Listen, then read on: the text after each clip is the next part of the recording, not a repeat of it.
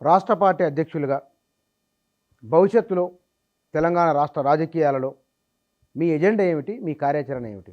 భవిష్యత్తులో అంటే రేపు రానున్న Yes. పార్లమెంటరీ ఎన్నికలు ఆ తర్వాత కూడా అనుకుందాం. పార్లమెంట్ ఎన్నికలలో ఖచ్చితంగా మా అధినేత్రి బహన్ కుమారి మాయావతి గారు చెప్పినట్టుగా 17 లోక్సభ స్థానాల నుంచి మేము అభ్యర్థులను నిలబెడుతున్నాం. మొత్తం 17 17 నిలబెడుతున్నాం. ఈ రోజు వరకు మా బహన్ కుమారి మాయావతి గారు, మా నేషనల్ ప్రెసిడెంట్ ఎవరైతే ఉన్నారో ఆమె ఆదేశాలు ఇప్పటి వరకు ఇలాగే ఉన్నాయి. ఇదే మేము కొనసాగిస్తాం. కానీ ఎస్సీ వర్గీకరణ వ్యతిరేకిస్తున్నారు, మరి మీకు ఓట్లు ఎట్లా అంటే కన్విన్స్ చేయగలరు? సార్, యాక్చువల్గా బహుజనవాదం అంటేనే అన్ని కులాలకు అన్నింటిలో ప్రాతినిధ్యం ఉండాలి అని చెప్పే వాదం. అంటే సమాన అవకాశాలు, సమానత్వం అనేది ఇందులో ఉన్నది.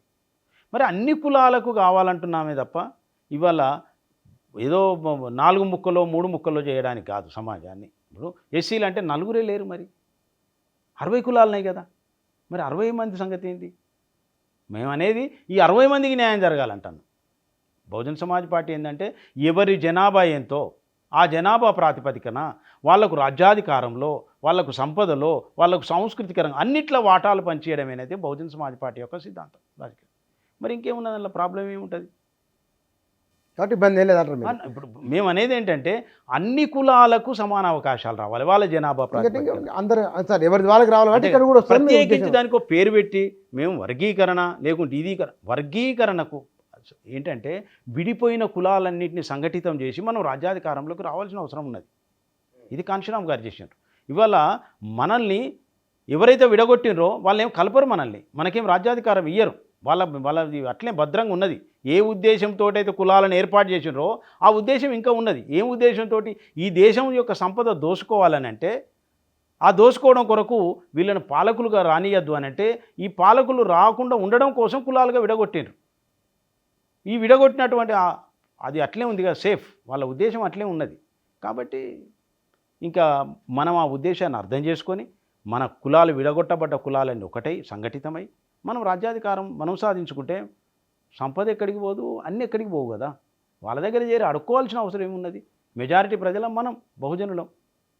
మరి మనం రాజ్యాధికారంలోకి రావడం పక్క పెట్టి ఇవాళ రిజర్వేషన్లు అంటే మనం కొట్లాడుతున్నాం రిజర్వేషన్లు కావాలి. అసలు ఉద్యోగాలు ఎవరు లేనప్పుడు రిజర్వేషన్లు ఏం పని చేసుకుంటాం?